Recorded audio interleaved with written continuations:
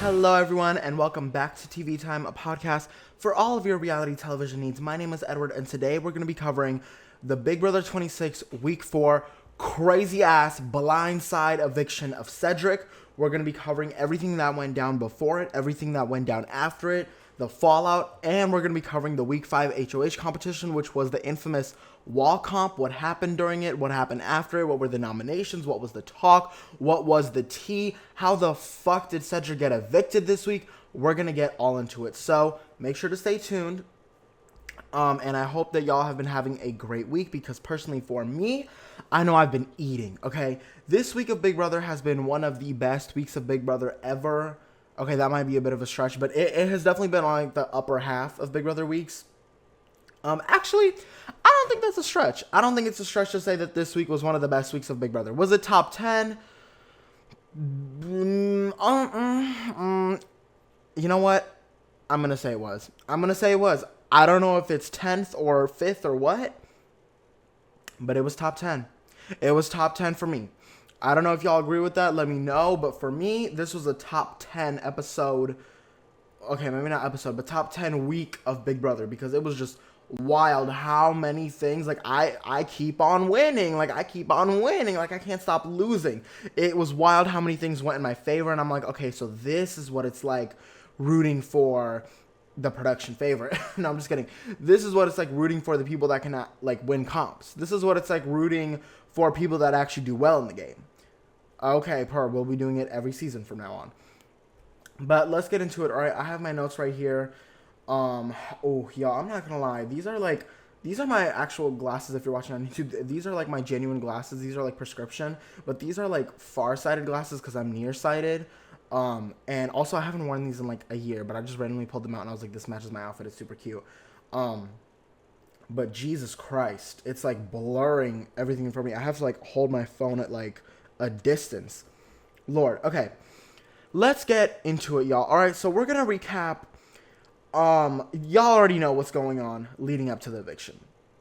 Cedric, Mackenzie, Rubina are on the block. Angela won the HOH. Cedric took over the power, Quinn took over Angela's HOH with his dumbass power. Nominated Cedric, who volunteered. Nominated Mackenzie and nominated Tucker. Tucker won the veto, took himself down this time. Thank you, Tucker. And then Rubina went up in his place, and this was it going into eviction. Now, I'm not going to lie, y'all. Going into this eviction, I was acting very demure. I was very demure. I was like, no way Cedric is going to get evicted. Leading up to it, I know that T-Core and Chemo had talked about it for a while, but I'm like, this is T-Core and Chemo, what the fuck? This is T-Core and Chemo, okay? Like, they will say something 20 times, but they won't act on it. So I'm like, when the light feeds had turned off, it wasn't set in stone that this was the plan. It wasn't super far off, but I'm like, baby, first of all, Mackenzie would have to win the AI Arena comp because Mackenzie is most likely going home. Cedric could very much win the AI Arena comp. So there are so many things that would have to go right in order for Cedric to go home. So I was not expecting it. So when we went into the episode and when we saw what we saw, all the strategizing, we'll get into it. One thing at a time, all right? But I was gagged. Now, let's start off with the episode. As always, y'all, we are going to start off by critiquing. Oops, this is the wrong picture. We're going to start off by critiquing Julie Chen's outfit as usual. So this is what Julie Chen was wearing. Now, what do y'all think? I think that, so she's wearing like this. I feel like she's worn this outfit before, maybe. She's wearing like this black, long, like button up down to her pussy. It's sleeveless. It's like black and white, black buttons, white lining, black dress. I guess no, yeah. This I was gonna say, is this a coat or a dress? But I would call this a dress. This cute little black dress with some cute black heels. Hold on, let me see if I can scroll up on the image to show y'all the heels a little bit more. Yep, those are the heels. She's wearing some good old chunky bracelets, it seems like, a cute necklace, and her hair is at a demure side part. I don't think this is Julie's best outfit of the season, and I do think it's her worst. I don't like it. This is very typical Julie. No shade. I know that sounds shady, but like, this is very like, Church Julie. This is Church Julie. She has probably worn this to the church, and I wouldn't blame her. It's a cute outfit. I'm going to give this outfit a 6 out of 10. I do love the black and white. You know, Julie is very, you know, she does love a cute little black and white moment, and I love that for her. But the side part is throwing me off a little bit. The jewelry's fine, but the dress itself is just a little bit too... I don't know. I mean, it's at a demure length, but I'm just like... I could use some more. Especially for an episode like this. Like, Julie, you should have came out in some fireworks, sparklers. Like, you should have came out in something other than, like, a funeral outfit. But I'm not going to wake that tea up. So, moving on from Julie's outfit, which was a cute 6 out of 10. We get into the episode, and once again, you know, the whole day has just been, will T-Core and Chemo flip? Because it seemed like they had gotten Leah somewhat on board. They had gotten MJ somewhat on board. Joseph basically said, all right, if people are doing it, I'll go with it. But really, even with Leah and Mackenzie, that's still 4 to 5. Assuming that, or well, okay, let's say Joseph went along with keeping Cedric, that would be 4 to 3. So T-Core and Chemo could go on either side to flip it, or to keep it even. You know, y'all know what the fuck I'm saying. And the whole day was will they, won't they? And they did. But, you know, after getting Leah and MJ on board, they talked about it, and I guess they landed on the conclusion that, yes, this is better for our game. We're going to blow up the collective. We're going to blow up not the collective, the Pentagon.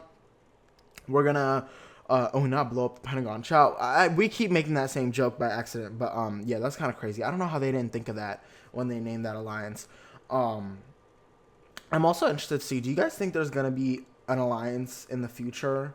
Do you guys think, maybe not now with Cedric being gone, but do you think that if Cedric had stayed and the Pentagon had, like, steamrolled, we would have gotten, like, a hexagon? The hexagon in the future? I think the hexagon is a cooler name for oh my god, why did I almost say witch trial? What the fuck? I'm thinking hex. I think the hexagon is a cooler name for an alliance than the Pentagon. Like the hexagon. That sounds cool.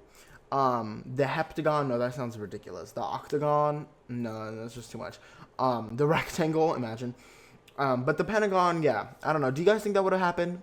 I mean, we had the Minutemen from the not the handyman, bitch, what were they called? The shootermen, fuck. The Hitmen, Cody and Derek, Jesus Christ. Which, by the way, this is so off topic, but the Minutemen was a crazy-ass name for an alliance. Like, the Minutemen, you're making it sound like you finish in a minute. I'm sorry, that's what it's giving. And now for Matt, okay, let me stop. Let me not wake that tea up. But anyways, moving right along from T-Core and Chemo, we got a little segment in the show which I found to be very funny. T-Core, Chemo, Rubina, Tucker, we're all talking in like the lounge area with the fishies. Angela is literally like, she is laid out on the floor listening to their conversation. And she's like, she's honestly so real for this. She's like, you know what? There's a group of people I want to work with. Let me go and ask if I can work with them. And I'm like, that is so real of you to do that. Like, I would do the same thing. So she goes up and she asks them, can I please be a part of this? Can I please be a part of this? And I'm like, oh my God. Like, it is so awkward to me because usually when someone asks you, you're like, yeah, because that's what you respond with to alliances. But it is dead silent, okay? You can hear a pin drop. You can hear the fishes swim in the tank, okay? Because no one is saying anything. Now, eventually Tucker's like, yeah, I'm down, which was the most reluctant thing ever. But it's not really real. They're not really feeling it. Now, they do get on an alliance lockdown in week 5 in the, like, yesterday. But we'll get into that. So, I just thought this was really funny, and Angela was honestly so real for that. Thank God for Angela. Could y'all imagine what this season would have been like without Angela? It would have been shit, is what it would have been like. It would have been so bad. I am so glad Angela got cast. Lord Jesus. Oh, Lord Jesus. We might have still had Matt in this house had it not been for Angela. So, let's shimmy right along. All right, because we're really getting into it. We get to the AI arena competition. All right. So the AI arena competition is called Upload Download. I believe that's what it was called. I believe it was called Upload Download. And basically the premise of it is pretty simple. You have 5 balls, and it's like one of those, like, I don't know what the shape is called, like a teeter-totter shape, like a triangle shape thing. Usually kind of the shape that you would play with the competition where you roll a ball across and you catch it on the other side. But the premise of this is pretty interesting because instead of rolling it and trying to catch it at the other side, you're instead trying to land it in the middle. So it's kind of the same premise of roll it not too fast to where, you can't catch it, but not too slow to where it rolls back. But now it's roll it not too fast to where it goes over, but not too slow to where it doesn't go to the middle. So you have 5 balls. The premise is it's actually like a 2-parter comp. You get all 5 of them onto the middle platform, which seems to be like a rug material. So it's like a thicker middle platform. You roll it up, hard enough to where it reaches it, but not too hard to where it goes past it. Once you have all 5 of them, you then have a stack of like metal looking balls, I guess, like little tiny balls. And you throw those at your 5 balls to try and get them off. And then after that, you buzz in. Pretty interesting competition. I think this is fairly equitable, though I'm not going to lie. Going into this, I'm like, Rubina, you don't stand a chance. I'm sorry, but I was like, Rubina, you do not stand a chance because, looking at the competition, it does look like you have to run a lot. And Rubina has probably about half the leg span that Mackenzie does and Cedric does. So I'm like, Rubina, I was rooting for Rubina. I was, because I didn't want Rubina to go home. Like, I was like, you know what? No shade. Like, I'm glad Mackenzie won because it led us to the messy outcome, but I didn't think the flip was going to happen. So I was like, I need Rubina to win. I thought, you know what? Even if Mackenzie goes home, like, we'll get her rejecting Matt in real time. It would be nice to see. Now, I really thought Rubina, I'm like, girl, there is no way that you are going to be able to do this competition. And she did gag me. I mean, she gagged me 2 times because she gagged me the first time because she actually kept up. She gagged me the second time when she was being a dumbass idiot. But we'll get to that, all right? So we're going through the competition, and pretty early on, it seems like Cedric is out of it, okay? Woo, thank God. Cedric does not seem to be keeping up. Rubina does. Initially, Mackenzie was in the lead. Then Rubina took over. Then, at the very last minute, y'all, Mackenzie randomly pulled through, all right? This was one of the closest photo finishes that I have ever seen in a competition ever. It was half a second away. If Rubina was taller, if she had longer legs, she could have ran to the button faster. Now, what I will say to Rubina is if she hadn't spent that half second looking at Mackenzie like a dumbass, like a deer in headlights, I'm like, what the fuck are you looking at? She had the last ball on her platform while Mackenzie had like 3. And then she was like, I wonder, should I throw this last ball at my orb or should I look over at Mackenzie? Let me go and see what Mackenzie's doing, even though it doesn't fucking matter. Even though Tucker told me 2 seconds beforehand not to do that shit. I'm going to play the clip for y'all, and y'all can see how close this competition was, okay? Look at this. 5 and knocking them down now.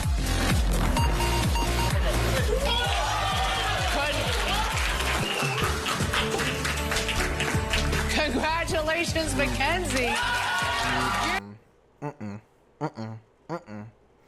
Y'all, hold on. Let's play that one more time. Knocking them down. I'm sorry. Hold on. Let me just look at this frame, y'all.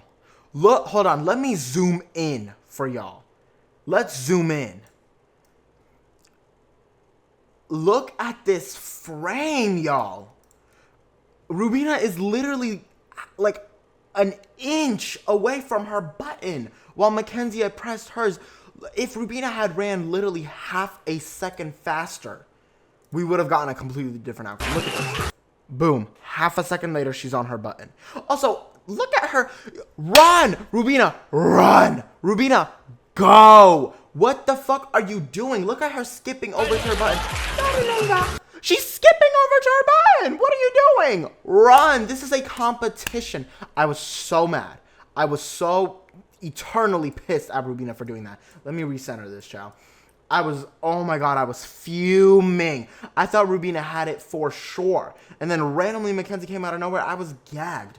Again, I'm glad that with the outcome that we got because it led to the mess that we got. But Lord, Rubina, girl, like if you had gotten evicted, you would have never been able to live that down, sis. Child, okay. And I'm glad she didn't get evicted either in this fuck ass outfit. No shade. I love my sis Rubina. I love my sis Rubina, but I had to clock her teeth for a second because what were you doing? goodness. Okay, so Mackenzie wins the competition, right? And, you know, she's celebrating. She comes downstairs. Now, the funny part is that when Mackenzie came downstairs and, what's her face? The host of the show? Girl, help. Julie. Jesus Christ. When Julie announced that Mackenzie had won, we got the quietest cheers ever. We got a little, the winner is Mackenzie. Oh, whoa, whoa. Yes, Mackenzie, yes. T-Core, I literally saw T-Core. T-Core went, like, help this poor girl. Jesus Christ. But God. Oh my goodness. I'm not gonna lie, y'all. The only thing that I was thinking when Mackenzie won this competition was, what the fuck is Matt going to say on TikTok? Lord, I already knew Matt was on that TikTok live doing the absolute most. And that's why I didn't want her to win. I'm sorry. I love MJ and I love the outcome that we got. But I was like, I cannot have MJ winning this competition because I just know Matt is going to do the absolute fucking most. Jesus Christ. Now, anyways, we actually get some scrambling going on. Gag of the century. We actually get some last minute scrambling. I'm like, oh my God. I was sitting down. I had my water. I had my popcorn. I had my chips. I had all of it. And I was like, oh, I know Julie is happy. I know Julie is going to be gagged by them actually fucking strategizing. I'm like, work. So, and it seems to have gone on longer. Like during the last eviction with, what's his face? The bald bitch. Sorry, excuse me. Kenny, I'm sorry. During Kenny's eviction, they gave them like 30 seconds. And they were like, all right, y'all didn't pull anyone into a room. You're done. But this time they gave them like 3 solid minutes. And I was like, honestly, work. Like, I'm like, this is giving double eviction. This is what the AI arena was about. I'm so happy. I did think that the AI arena twist was ending this week. But supposedly it's going on for at least one more week. I think after this last week, it'll probably be it because we'll have the instigator power to take over and then we'll be into jury. So I do think that's probably the end of AI Arena.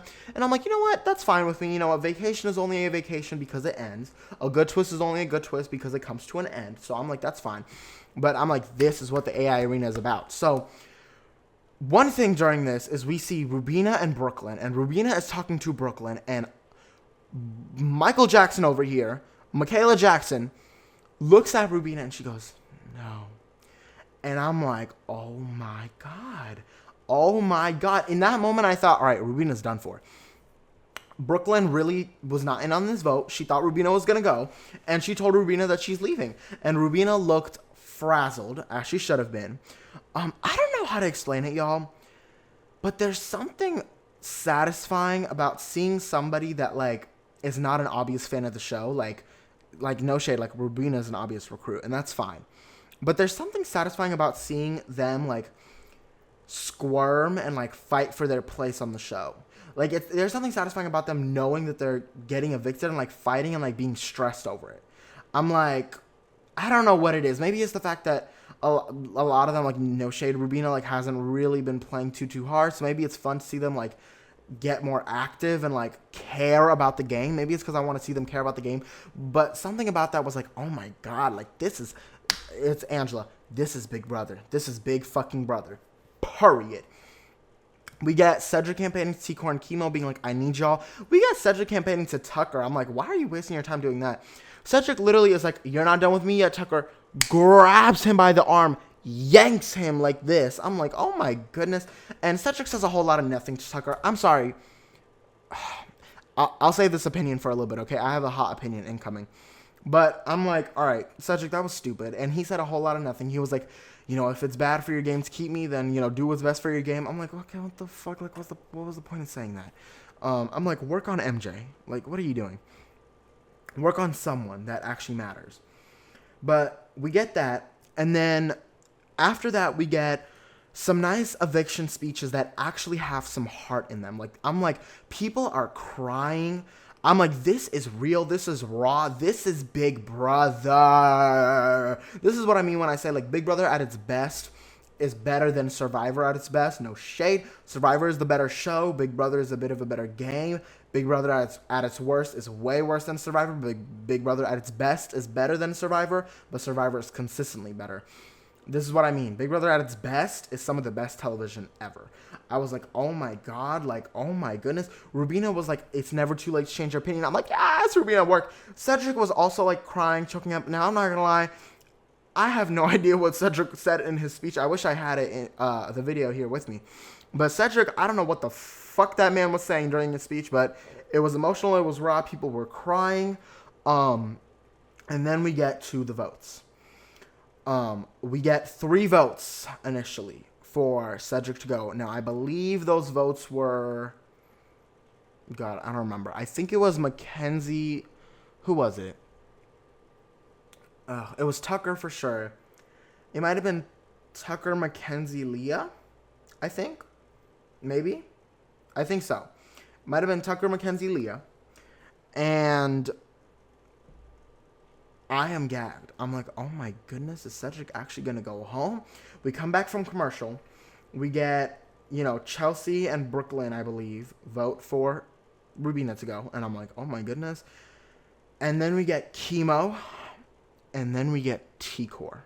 Or excuse me, I think Joseph came in before that.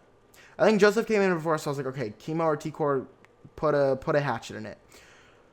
Chemo and T-Core vote, and they vote out Cedric.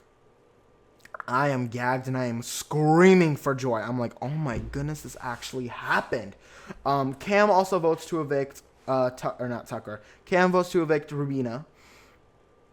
And I am excited, okay? We come back, we get the 6-3 vote, and Cedric is blindsided, kind of.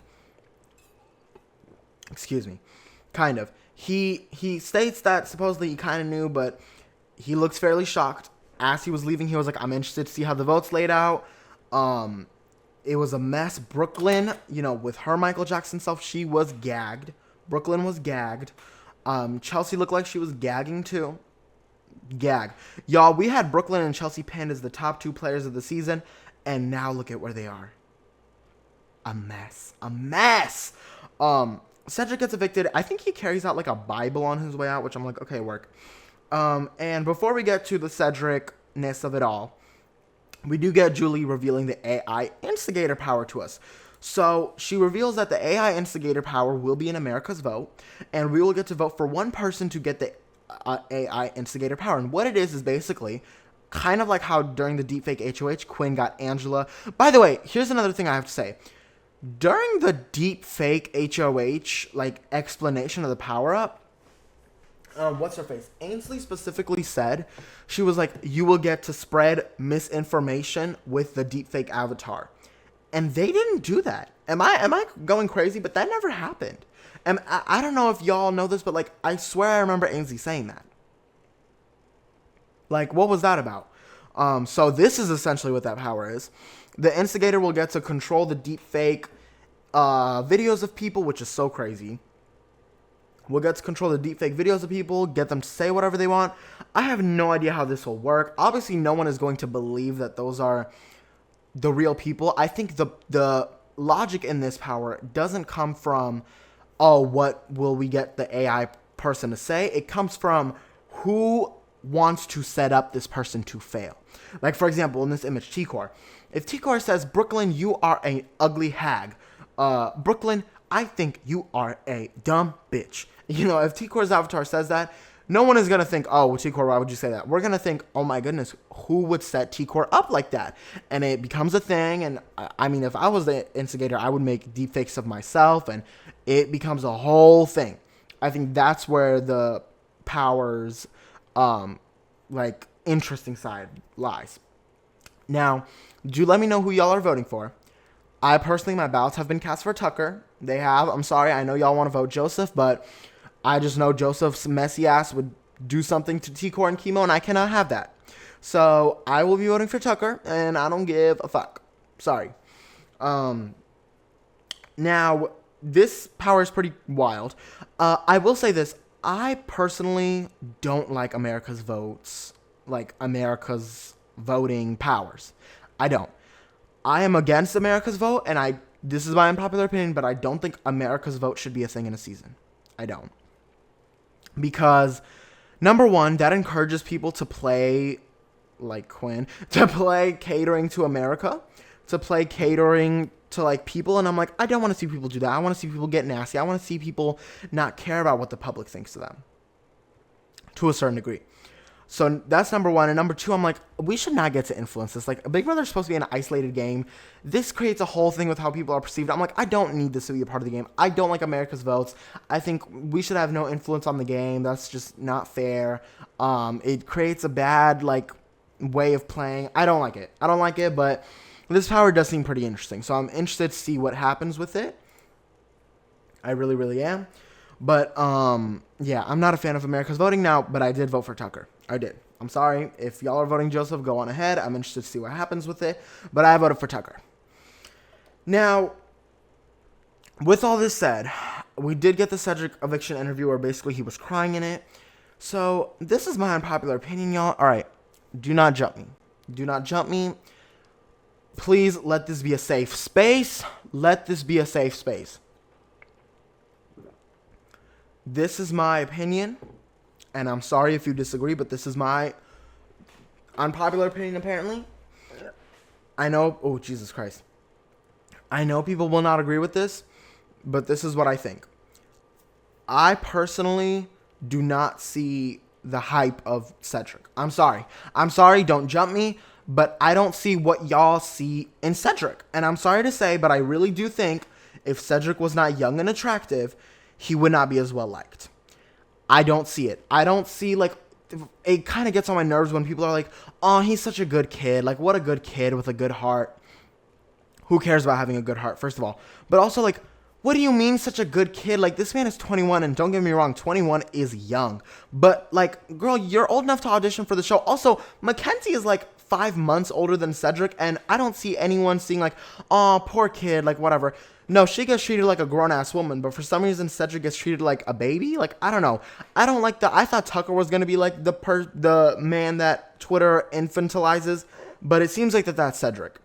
I'm sorry, I don't see it. I don't see it. That's just my opinion. I don't see what people see in Cedric. I think he was a boring player. I think he made the chickenest moves on his HOH. I think he brought nothing to the game. For my sake, I don't care that he got evicted. When he got evicted, I know people felt like, oh, it's a shame that it had to be Cedric.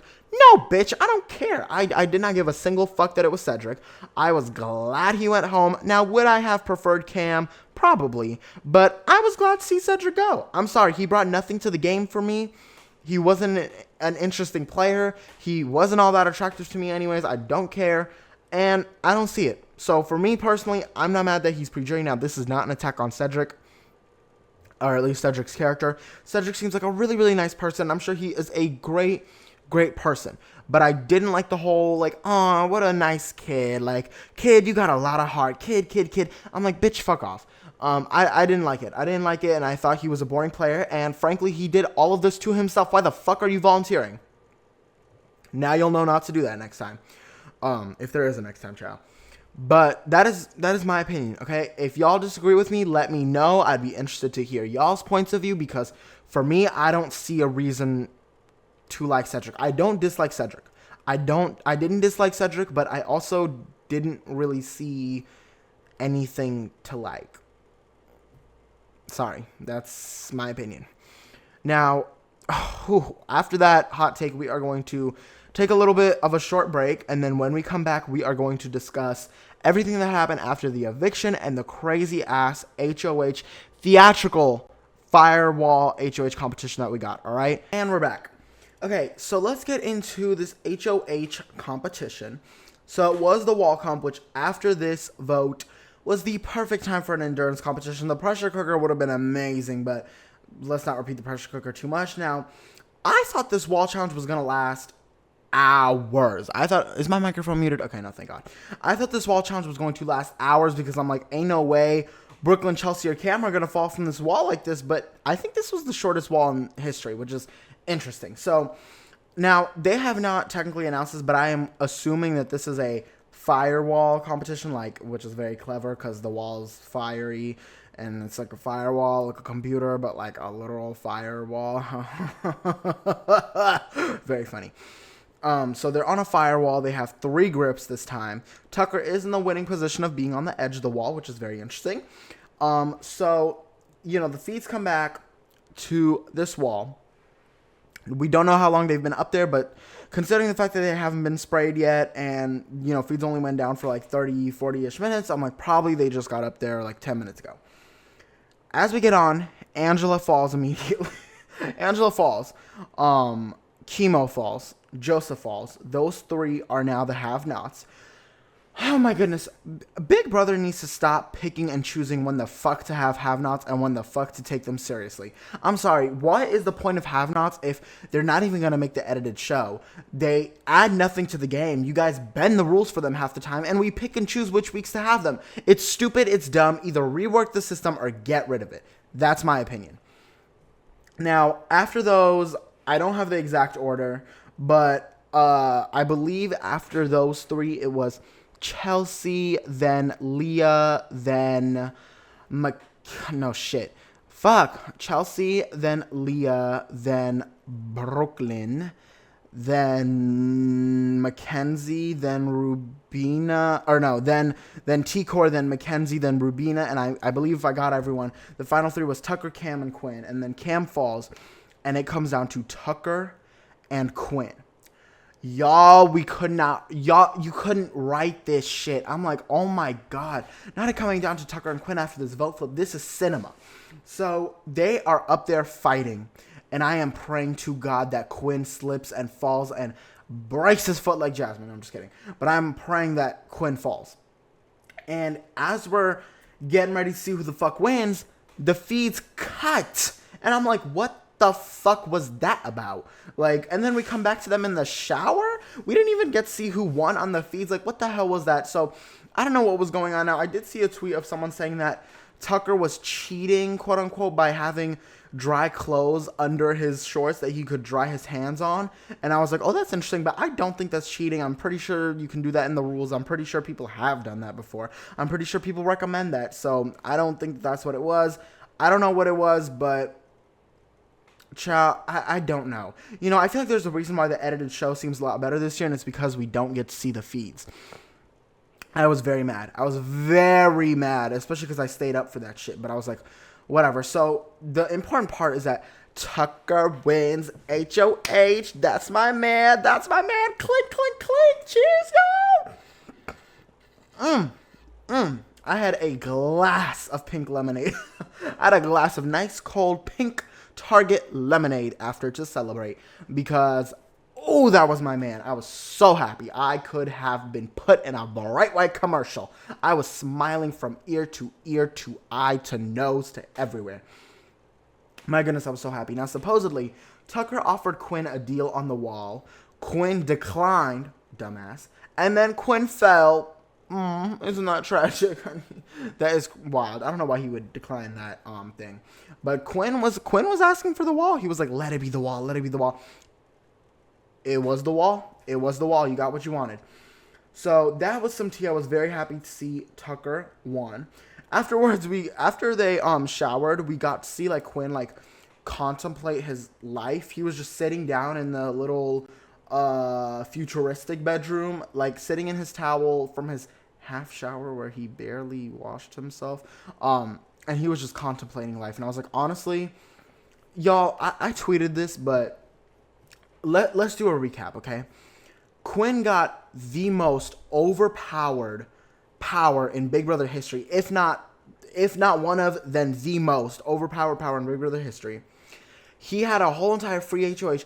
Not only did you not get your first target out, not only did you not get your second target out, not only did you not get your third, but you also couldn't even get your fourth. And then not only did you not get any of your first 4 targets out, you got one of your closest allies and one of your most solid alliances out of the house, and you united the other side more against you. You blew the damn power, and on top of that, you unfairly, let's be real, unfairly got to compete in the next HOH, and you lost that too. I don't know how he didn't quit. He's better than me because I would have left. I would have Shima'd myself out of that door. I would have said, me and production need to have a little talk. No, I'm just kidding. I would not have done that. But I would have been close to doing it because, So I don't blame Quinn for, rethinking his life decisions. But child, Goodness. So, as of right now, we did get the nominations, but leading up to that, it was fairly chill. Tucker knew that he was going to nominate Brooklyn, Cam, and Quinn. Those were his 3 nominations. Now, surprisingly, he did say that his target was going to be Brooklyn, which I was kind of gagged at. So, Tucker's a wild card. We don't know what the fuck he's going to do. We don't even know if he's telling the truth. But supposedly, Tucker says that his target is Brooklyn because Brooklyn is more of a snake, which she is. And he wants to get out Brooklyn. He told, what's his name? Quinn. He told Quinn this and said, Quinn, I'm telling you this right now. I will even use the power of veto on you if I win. Which I'm like, all right, Tucker, we are getting too far ahead of ourselves. Tucker said, I will use the power of veto on you. But as long as you keep this a secret. If I hear this plan from anyone else, even though I've told the same plan to half the fucking house and almost everyone essentially knows, but if I hear this plan from anyone else, I guess including the people that I've told myself, then the plan is off. And I guess he didn't say that he would target him, but he did say he wouldn't use the veto. This is T. Honestly, I don't mind. I would prefer for Quinn to go. I'm not going to lie, no shade. But I wouldn't mind Brooklyn leaving. It would be some interesting internet drama with the whole Aaron thing. I'm sorry. It would. And I would not mind seeing Brooklyn get out. I wouldn't. Raise your hand if you disagree. I don't see any hands. Moving on. So, with this, Tucker, now we do get a new alliance. Two new alliances formed, which are pretty important. Angela's plan of begging to be in this line somehow worked. And Tucker, Angela, Rubina, T-Court, and Chemo solidify something in this room. Now, I got a little bit too ahead of myself because this is the second one. But those 5, everyone in this picture that you're seeing right now, if you're watching on YouTube, except for Joseph, they solidify an alliance which kind of has like 3 names. They call themselves like the Fish Tank / the Fishy / the Tanks. They kind of have like floating names. For consistency purpose, I'm just going to call them the Fish Tanks. So the Fish Tanks, which is a wild name for an alliance, okay, bitch, the fuck. But I'm not going to lie, it's better than the Pentagon. That solidifies, and this alliance is bomb. Literally my top 5, all in one alliance. Leah and MJ, I'm sorry, baby, I tried with y'all. But also, y'all, let's talk about MJ, okay? I feel like Mackenzie, bless her heart, girl, Mackenzie, truly bless her heart, but that girl could not strategize herself out of a glass bottle. She really could not. That girl has been given so many opportunities to like make something happen, and she's made nothing happen. She just doesn't strategize. Now, granted, I will also put blame on the other people because they should be picking her up, especially people like Chelsea. Chelsea should have worked on her relationship with her more, and she should have scooped her up. But Mackenzie is not putting in any of the work. I'm like, Mackenzie, girl, it is week 5, and you don't have any solid alliances, and you are okay with that? Girl, go do something. And she said she wants to make an alliance with Tucker and Chelsea. Read the room. I don't know how. Mackenzie amazes me because how did she vote correctly on a vote flip and is still on the outs? Like, I don't get it. But anyways, moving away from Mackenzie, we get this alliance as well, which is basically the Fish Tanks plus Joseph. They pull in Joseph as a 6, and this alliance gets called 6th Avenue. Another alliance of 6 with the word 6 in it, no shade, but it's getting a little bit tired. 6th Avenue, that's cute, I'm sure if this alliance is successful, child, they will probably sell some street signs. We'll probably pass by. I'm pretty sure my therapy is on 6th Avenue of where I live. I think my therapy building is on. Yeah, it is. It's on 6th Avenue. So every time I go there, I might think of y'all now if you do something correctly. Okay, so pull it together.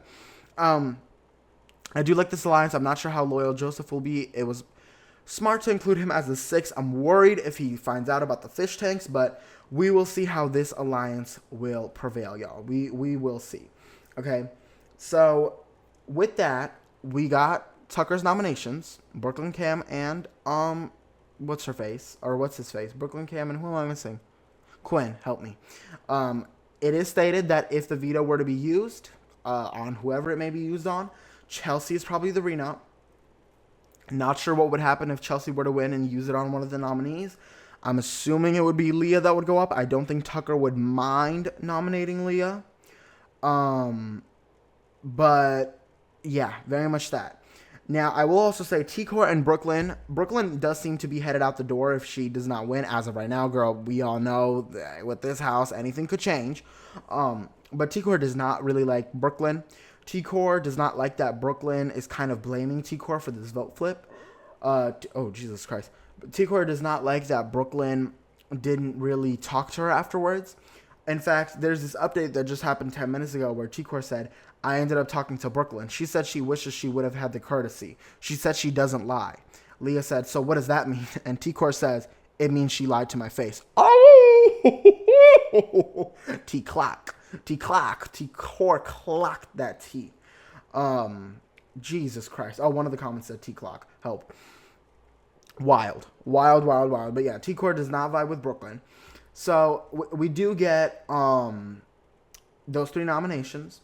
And it has been a pretty chill day for the nomination day. No one's really said a lot. No one's really woken some tea up. So that is pretty much it. Now, we're running a little quick here on time. So as we are headed into the jury phase, I will now give my thoughts on each of the house guests and how I think they're going to do. Now, let me say this, okay? I'm going to start out with this because it is the one that I feel the strongest on. I have said this since the preseason. Chemo is going to win this game. I feel it in my spirit. I feel it in my soul. My third eye is opening. I see the vision in front of me. Chemo is going to win this season. I get winner vibes from Chemo. I don't know how to explain it, but Chemo just gives me winner energy. I feel it, and I feel I would be willing to bet all of my money. Well, maybe not all of it, but I'd be willing to bet a good amount that Chemo is going to win. I do think there's some other contenders. I think Chelsea, if she can pull herself out from the trenches a little bit. I think Brooklyn, no, not Brooklyn, excuse me. Chelsea has a chance. I don't really see it for T-Core. I'm sorry. I wish I could, and I love T-Core so much, and I want her to win, but I don't see it for her. I don't. I could see it for Chelsea maybe if she survives this week and gets it together. I could see it for Angela. And I know that's a gag, but I could see Angela having like a Taylor Hale kind of run where she just goes week by week and she makes it. I could see it for Joseph. So I would say those were my 4. Chemo, Chelsea, Angela, and Joseph are probably my 4 picks, which is wild, the fact that I'm even saying Angela's name right now. But Joseph is in a good position because Joseph is a boring player. Now, Joseph is consistent. Joseph is by far the most consistent player. Compared to how people were playing week 1, Joseph is playing the most like his week 1 self. And sometimes that's not a good thing, but in a house full of crazy-ass, flip-flopping, blopping bitches, it pays to be a little bit stagnant and a little bit stable. I think Joseph is doing a good job. What worries me about Joseph is Joseph doesn't have any solid alliances. He's on the bottom of everything, which with the way these people are volatile could work out in his favor, but I do kind of think that Joseph needs like a bit of a closer alliance. He thinks that he has that in Tucker, but he does not. So that's what worries me about Joseph. Angela, I could see her going all the way to the end. I really could. If that happens, dare I say, best winner arc behind Taylor Hale. Dare I say that. I would love for that to happen. And Chelsea, I could see Chelsea winning with just her good social game and her making it far enough. Now, who am I forgetting? Tucker, I don't think he's going to win. I think as soon as Tucker loses the competition and the other side gains power, he's done. So I could see him winning his way to the end, honestly, but I couldn't really see him winning. Leah, I could see in a cute 3rd place. I don't know what it is, but ever since the beginning of the season, I've seen Leah. I've envisioned Leah in like a 3rd place spot. I could see her like kind of like, not like coasting to the end, but maybe like floating a little bit to the end. I could see that. I really could see that. But then again, I worry because Leah is, she's not like super good with anyone. And frankly, both sides aren't super fond of her. So it worries me a little bit. Mackenzie, I think her days are numbered. I think Mackenzie's days are numbered. She needs to get in some kind of good alliance, but I think Mackenzie has that juror number 1, juror number 2, maybe juror number 3 spot locked. T-Core, I could see her getting far, but I just for some reason don't see it for T-Core. I see T-Core being a double eviction boot. I don't know what it is, and I don't want to put that energy out there, but I do kind of see T-Core being a double eviction boot. I do. Who's even left? Brooklyn, no. I think if she doesn't go home this week, she's probably going to be one of the first 3 jurors. Cam, I could maybe see it for Cam, actually. I could see him like being like a Jack, kind of turn it on towards the last part of the competition. I could see it for Cam. If Cam wins, I'll be very disappointed, but I won't be super shocked. I could see that. Though I feel like Cam might also get like fairly far, but then kind of get sniped at like Final 4, Final 5, maybe, or he could be one of the first jurors. I don't know what to think of Cam. Cam is in a weird spot because he hasn't done shit. I'm pretty sure that is all of them. Oh, Rubina, bitch, I forgot about Rubina. Rubina, I don't see it for her. I don't. I could see Rubina like making it to like mid juror spot, like juror 4 or 5, maybe even earlier. But I don't see Rubina winning. I'm sorry. I really don't. But yeah, Chemo is my winner pick, y'all. Chemo is my winner pick. There's something about him that I truly do see him winning. I see it in my brain. And I've said it since the preseason. I really have. Week 1, I kind of changed my mind a little bit. And I was like, maybe Brooklyn and Chelsea. But I think Chemo's got it. So if I had to predict the rest of the season, I'd say, let's say Brooklyn goes this week, which I feel like is the most likely outcome, but it still could be Quinn. I think the first couple of jurors are probably going to be like Tucker, Mackenzie, Rubina. I think Quinn might be like 8th to 6th slot. I think that, let's see who the fuck is left. Cam could follow suit. T-Core, unfortunately, I see her getting like 6th, 5th. I think, it's really hard because after this, I really don't know. But I feel like Chelsea, if she doesn't win, she would get like 5th or something. I could see the top 4 being like Chemo, Joseph, Angela, and who am I forgetting? Am I forgetting Cam? Yo? Who am I fucking forgetting? Whatever. I could see it being Chelsea, Joseph, let's say Chelsea, Joseph, Cam, and Angela. I could see that. And Chemo, excuse me. Yeah, I could see that. I was forgetting Angela, I think. Chelsea, Angela, Chemo, and Joseph, I could see that being like endgame. Although Angela, I think, is the most bouncy between those. I could see Angela being a very early boot, too. I could see her being like juror number 2 or something. Yeah, but I really do think Chemo's going to win, y'all. I really do. Let me know who y'all think is going to win. I would love to know. I think a lot of people think Chelsea or Joseph, but who knows? I think the winner of the season is usually someone that is not in the best spot in the pre-jury or in week 1 especially, so I really do think Chemo's got it. I do think Chemo has it. But that's what I think. Let me know what y'all think. That is it for this podcast. I have nothing else to discuss because these bitches have been boring. These bitches have been giving me nothing. I'm hoping once the veto is played out, we'll get some more chaos. We'll get some more drama going on. But yeah, for now, Brooklyn does look like the one likely to be headed out unless she wins veto or someone used it on her. But Quinn could be following suit. For all we know, Chelsea could go up and the vote could flip to Chelsea. We don't fucking know. We don't know. But yeah, that is pretty much it. So let me know y'all's comments. Please go ahead and rate and review this podcast. Please do not fucking skip this portion. Review and rate the podcast if you're listening on Spotify or Apple Podcasts. Leave a like if you're watching on YouTube. Leave a comment. Like, help a bitch out or something. Like, damn. But that is all. I will say RuPaul's Drag Race Global All-Stars did start. Y'all, I don't know if I'm going to be covering that because I don't know. I don't know about that, but I will for sure be covering Survivor once that comes out. And I'm thinking I should save my energy for Survivor because I don't know if I'll be able to do 3 shows at once. So we'll see. But I think for now I'll just save my energy for Survivor. Which does come out in like exactly a month. So I'm very, very excited. Once they reveal the cast, which should hopefully be in like 2 weeks or so, I'll do a cast assessment as well. But for now, I'll just keeping up with Big Brother. Y'all, I'm trying to secure live tickets to Big Brother, especially on finale night because it's on my birthday. And that would be like the best present ever. Oh my goodness, I would love to go live. If any of y'all have ever been to an episode live, do let me know what that's like. I would love to know. But that is all for now. So thank you so much for watching, for tuning in. I really, really, really, really, really appreciate it. And I would really, really appreciate it if you would rate and review the podcast, leave a like, leave a comment, subscribe, do whatever the fuck you got to do, follow, do all that shit. Help a struggling immigrant out. Like in this economy, you're not going to help a struggling queer immigrant out? Exactly. So thank you so much for tuning in. I will probably not catch y'all later this week. I will not lie to you. I've been publishing these pretty much once a week, and I plan to keep that pace, especially as my semester starts again. But I will see y'all hopefully next week when we find out who the last pre-juror is and when we find out what the jury is shaping up to look like. So thank you once again, and I will catch y'all next time.